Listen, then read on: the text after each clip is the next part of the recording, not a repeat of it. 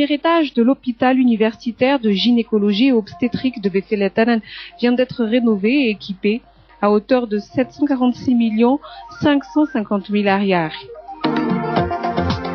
Revenu au pays en surprise vendredi, le président yéménite s'accroche toujours au pouvoir malgré les 8 mois de contestation.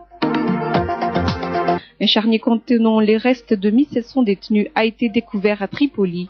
Voici le journal.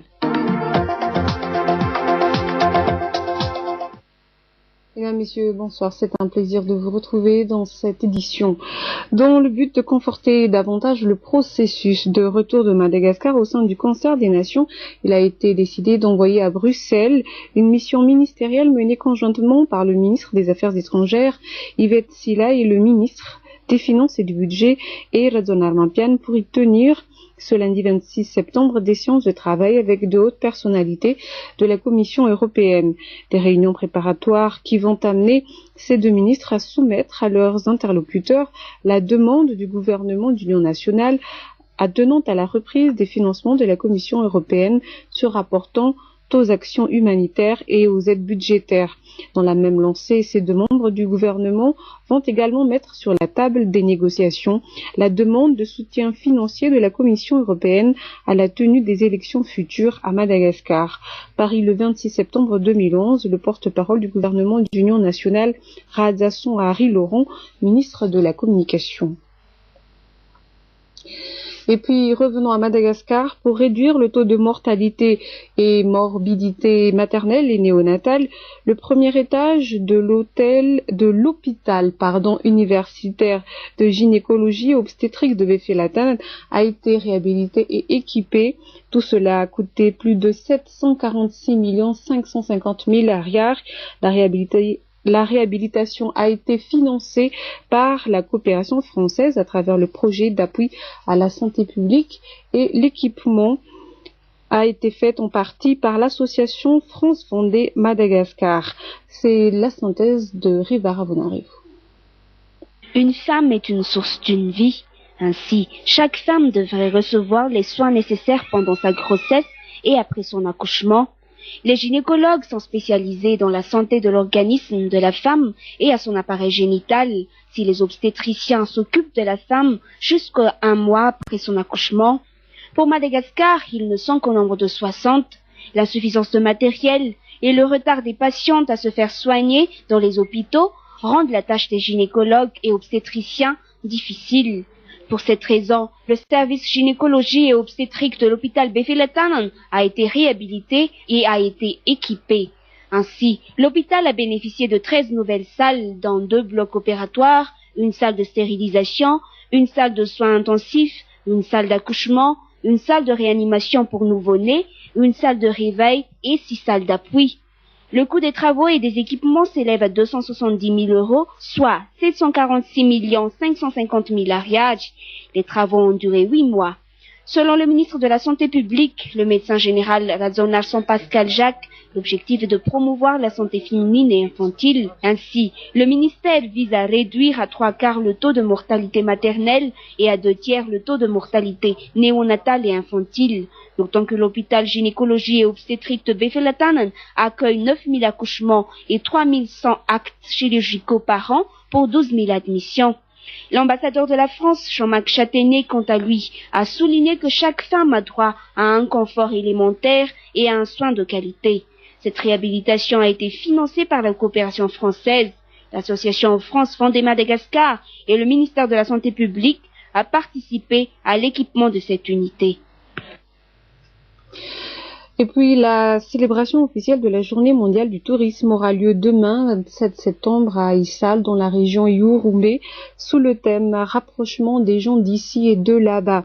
Sans plage, cocotier ni mer turquoise, cette localité est pourtant très prisée des touristes. Explication du ministre Rina Ranjamadavi au micro de Niana Rakoutou Menzanar sur des images d'archives. Pour l'édition 2011, le thème fixé par l'Organisation mondiale du tourisme est le tourisme et le rapprochement des cultures. Réputé mondialement par sa biodiversité, Madagascar n'en demeure pas moins une nation de culture par excellence. En général, toutes les régions répondent favorablement à ce thème, et particulièrement celle d'Yaoundé, qui a été choisie pour abriter la célébration nationale. Toutefois, les autres régions organiseront également des manifestations sous la houlette des directions et offices régionaux du tourisme. Conformément à ce thème, le leitmotiv du ministère du Tourisme et de l'Artisanat est le rapprochement des gens d'ici et de là-bas. Expression actuellement utilisée pour désigner les visiteurs et visités, tant nationaux qu'étrangers, pour qu'ils se connaissent davantage, s'apprécient et se comprennent mutuellement pour une interculturalité avérée. C'est pourquoi elle doit être gérée et protégée avec soin. Comme cela est exposé dans le Code mondial d'éthique du tourisme, qui précise que les politiques et activités touristiques sont menées dans le respect du patrimoine artistique, archéologique et culturel, qu'elles doivent la protéger et la transmettre aux générations futures. La Journée mondiale du tourisme a pour but de faire prendre conscience à la communauté internationale de l'importance du tourisme et de sa valeur sociale, culturelle, politique et économique. Cet événement cherche à apporter une réponse aux défis posés au monde et exposés dans les objectifs du millénaire pour le développement de l'ONU, et à mettre en valeur l'apport du secteur du tourisme pour atteindre ces objectifs. La culture figure parmi la principale motivation de millions de personnes pour voyager et dépenser. Elle possède intrinsèquement une grande valeur et représente aussi un outil crucial pour le développement du tourisme durable. Et puis, à Nosy-Be, 300 jeunes des 22 régions sont attendus pour le colloque national de la Jeune Chambre internationale prévu se tenir du 29 septembre au 1er octobre prochain.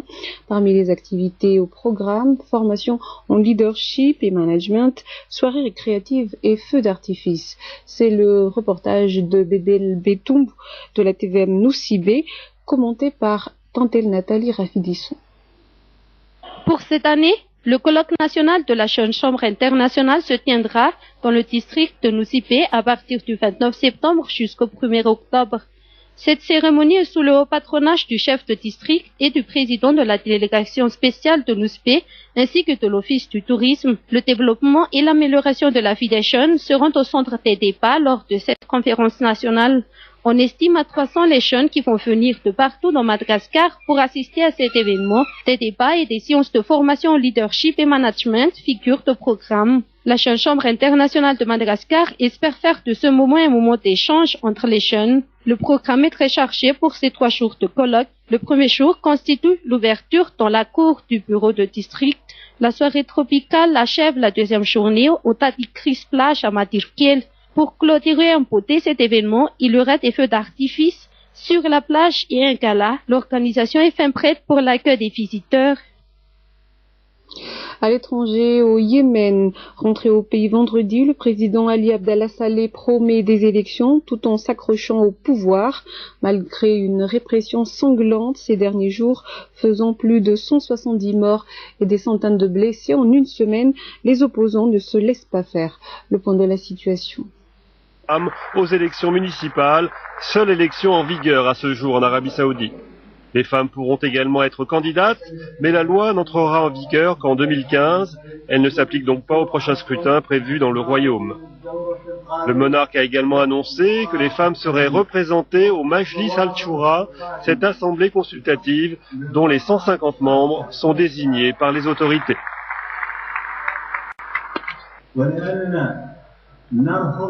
Parce que nous refusons de marginaliser les femmes dans tous les aspects de la vie et de la société saoudienne.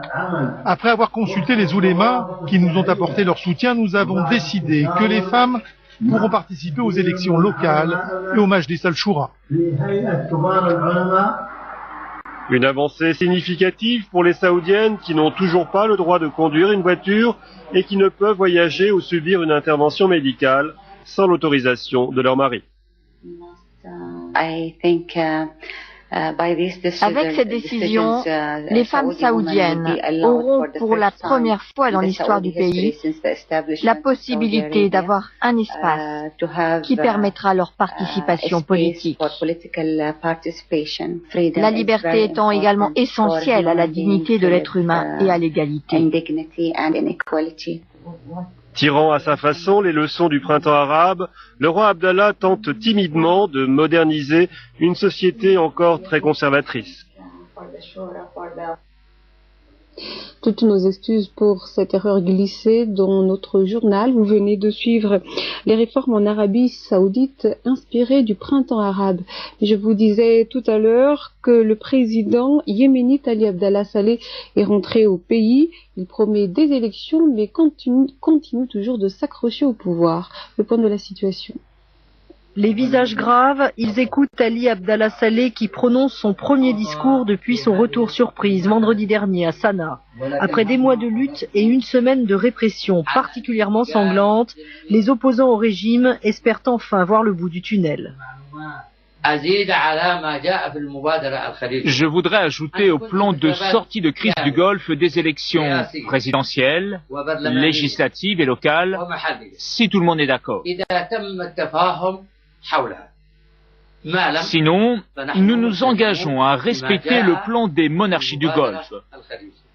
Une fois de plus, le président Saleh s'accroche au pouvoir. S'il se dit prêt à une transition, c'est par le biais d'élections anticipées. Ce n'est pas ce que prévoit le plan de sortie de crise des monarchies du Golfe, qui propose la formation par l'opposition d'un gouvernement de réconciliation et la démission d'Ali Abdallah Saleh en échange de son immunité.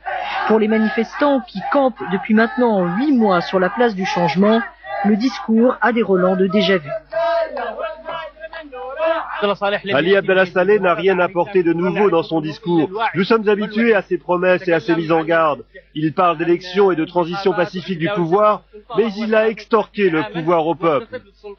Le discours d'Ali Abdallah Saleh est un discours de guerre et il en est ainsi depuis tellement longtemps que le peuple yéménite et le monde entier y sont habitués. Un discours pour rien qui risque d'envenimer encore la situation. Si les manifestations se sont déroulées lundi sans effusion de sang dans la capitale, l'opposition a payé très cher ces derniers jours sa détermination, plus de 170 morts et des centaines de blessés en une semaine. En Libye, deux villes pro-Kadhafi continuent de résister aux attaques des anciens rebelles et à Tripoli, un charnier a été découvert contenant les restes de plus de 1700 détenus massacrés à l'origine des contestations de mi-février. Reportage. C'est vers Sirte que se concentrent aujourd'hui tous les efforts des combattants de la révolution libyenne. Ce bastion de l'ex-dirigeant Mouammar Kadhafi résiste. Pourtant, la ville est encerclée par les forces du nouveau régime et l'OTAN a même conduit une série de frappes ce week-end. L'un des fils de Kadhafi serait à Sirte et encouragerait les hommes à se battre. Sur le front de Bani Walid, peu d'avancées. Les combattants positionnés à l'entrée de la ville subissent toujours des tirs de roquettes lancés depuis l'intérieur par les forces pro-Kadhafi. Bani Walid reste toujours imprenable. Dans le même temps, le conseil militaire des nouvelles autorités libyennes a annoncé dimanche la découverte d'un charnier à Tripoli. Il s'agirait des restes de plus de 1700 détenus exécutés en 1996 dans la prison d'Abou Salim à Tripoli, un massacre organisé après qu'ils aient exigé des procès équitables. On leur a ordonné de sortir et de se rassembler dans la cour de la prison par groupe. Ensuite, les gardiens leur ont tiré dessus alors qu'ils avaient les yeux bandés et qu'ils étaient menottés. Ce massacre serait une des causes de la révolte qui a éclaté mi-février dans l'Est libyen. Les premières manifestations à Benghazi ont en effet eu lieu à l'appel de familles de prisonniers tués dans la prison de Tripoli qui protestaient contre l'arrestation de leur avocat. Point final à ce journal. Au nom de toute l'équipe qui l'a préparé, merci de l'avoir suivi jusqu'au bout. Restez avec nous pour la suite du programme. Au revoir.